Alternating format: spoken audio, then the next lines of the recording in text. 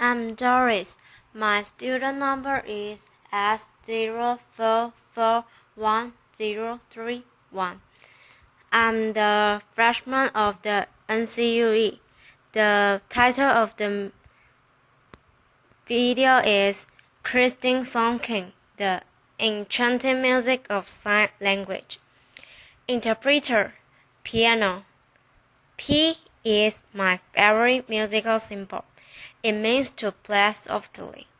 If you're playing a musical instrument and you notice a P in the score, you need to play softer. 2 P's even softer. 4 P's extremely soft. This is my drawing of a P tree, which demonstrates no matter how many thousands upon thousands of P's there may be, you'll never reach complete silence. That's my current definition of silence, a very obscure sound.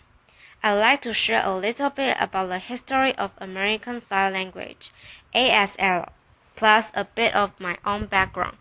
French Sign Language was brought to America during the early 1800s, and as time went by, mixed with local signs, it evolved into the language we know today as ASL. So it has a history of about 200 years. I was born deaf, and I was taught to believe that sound wasn't a part of my life. And I believed it to be true, yet I realized now that that wasn't the case at all. Sound was very much a part of my life, really, on my mind every day.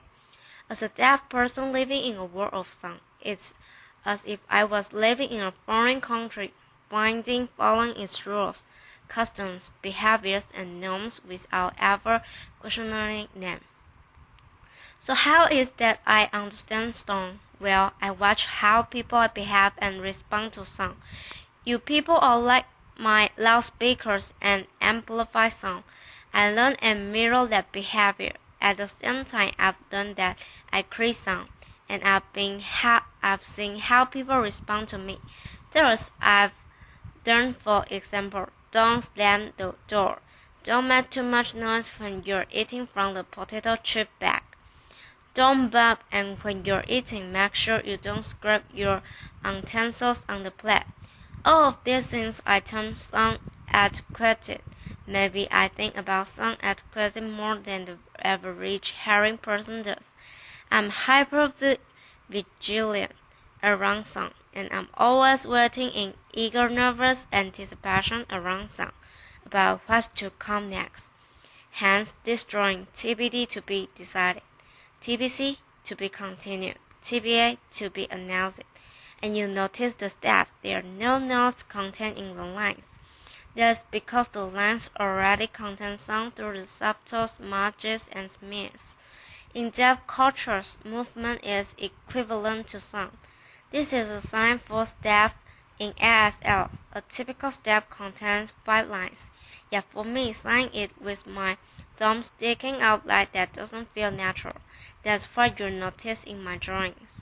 I stick to 4 lines on paper. In the year 2008, I had the opportunity to travel to Berlin, Germany, for an artist residency there. Prior to this time, I had been working as a painter.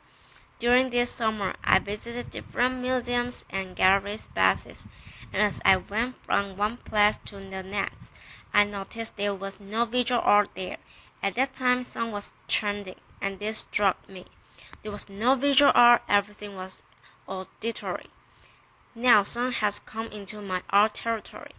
It is going to further distance me from art. I realize that doesn't have to be the case at all. I actually know sound. I know it so well that it doesn't have to be something just experienced through the years. It could be felt texturally or experienced as a visual or even as an idea. So I decided to reclaim ownership of sound and to put it into my art practice. And everything that I had been taught regarding sound, I decided to do away with the owner. I started creating a new body of work, and when I presented this to the art community, I was blown away with the amount of support and attention I received. I realized sound is like money, power, control, social currency. In the back of my mind, I've always felt that song was your thing, a hearing person sing. And song is so powerful that it could either disempower me and my old artwork, or it could empower me. I chose to be empowered. There's a massive culture around spoken language, and just because I don't use my literal voice to communicate, in society's eyes it's as if I don't have a voice at all. So I need to work with individuals who can support me as an equal and become my voice. And that way I'm able to maintain relevancy in society today.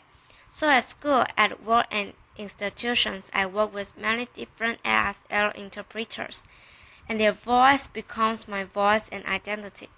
They help me to be heard, and their voices hold value and currency. Ironically, by borrowing out their voices, I'm able to maintain a temporary form of currency, kind of like talking out along with a very high interest rate. If I didn't continue this practice, I feel that I could just fade off into oblivion and not maintain any form of social currency. So with sound as my new art medium, I delved into the world of music, and I was surprised to see the similarity between music and ASL.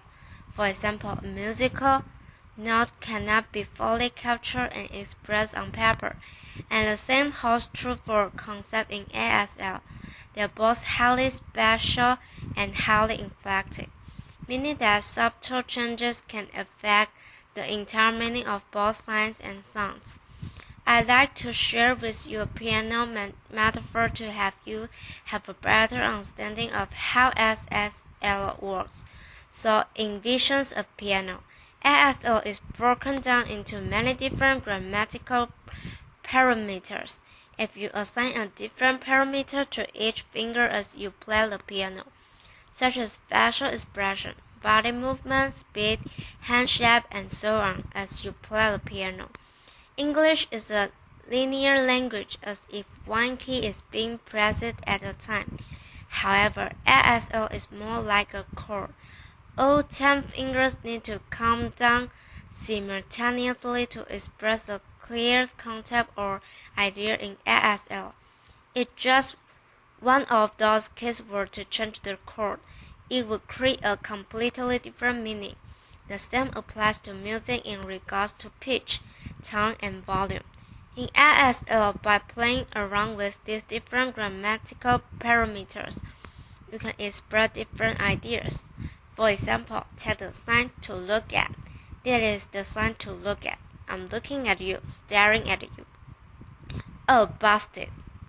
What are you looking at? Oh, stop. I then started thinking, what if I was to look at ASL through a musical lens?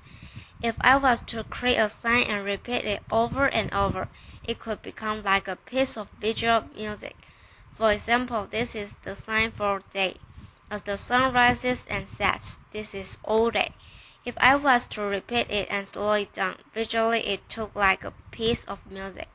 All day, I feel the same holds true for all night. All night, this is all night, represented in this drawing. And this led me to thinking about 3 different kinds of nights: last night, overnight, all night long. I feel like the third one has a lot more musicality than the other two.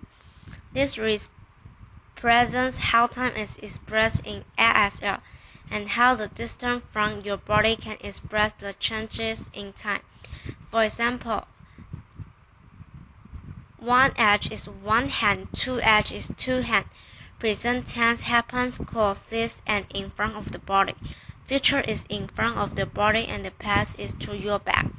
So the first example is a long time ago, then past, used to, and the last one, which is my favorite with the very romantic and dramatic notion to it, once upon a time. Common time is a musical term with a specific time signature of 4 beats per measure.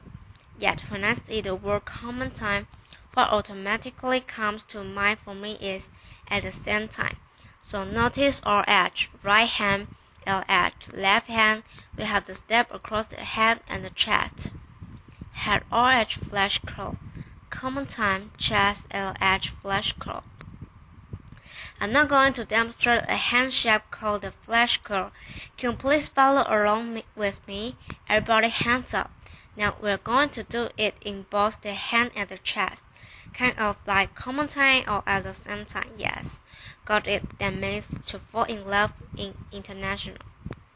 International as a noun is a visual tool to help communicate across cultures and sign language around the world. The second one I'd like to demonstrate is this. Please follow along with me again. And now this is colonization in ASL. Now the third, please follow along again and again. This is enlightenment in ASL. So let's do all three together. Fall in love, colonization, and enlightenment. Good job, everyone. Notice how all three signs are very similar. They all happen at the head and the chest, but they convey quite different meanings. So it's amazing to see how ASL is alive and thriving, just like music is. However, in this day and age, we live in a very audio-centric world, and just because ASL has no sound to it, it automatically holds no social currency. We need to start thinking harder about what defines social currency and allow ASL to develop its own form of currency without sound. And this could possibly be a step to lead to a more inclusive society. And maybe people will understand that you don't need to be deaf to learn ASL, nor do you have to be hearing to learn music. ASL is such a rich treasure that I'd like you to have the same experience. And I'd like to invite you to open your ears, to open your eyes, take part in our culture and experience our visual language. And you never know, you might just fall in love with us. Thank you. Dennis Kohler Breton. Hey, that's me.